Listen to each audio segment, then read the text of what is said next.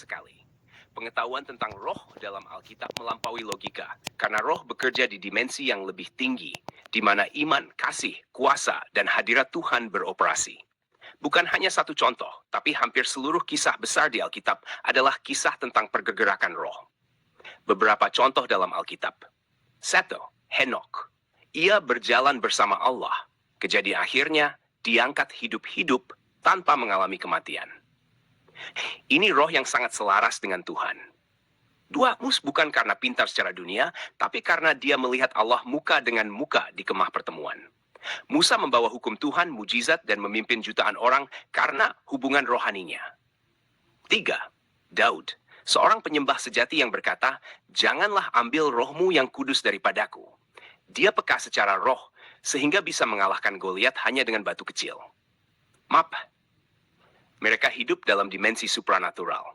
Elia memanggil api dari langit, membelah sungai bahkan tidak mati. Elisa mewarisi 2 kali lipat roh Elia.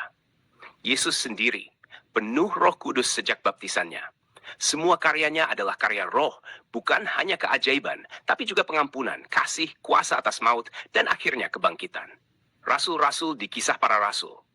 Setelah Pentakosta, mereka masuk dalam kebebasan roh dan mulai hidup dalam dimensi kuasa Tuhan.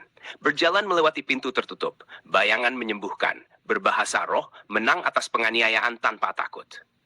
Kesimpulan, kitab suci penuh dengan peristiwa supranatural karena Allah itu roh. Allah adalah roh dan barang siapa menyembah dia harus menyembahnya dalam roh dan kebenaran.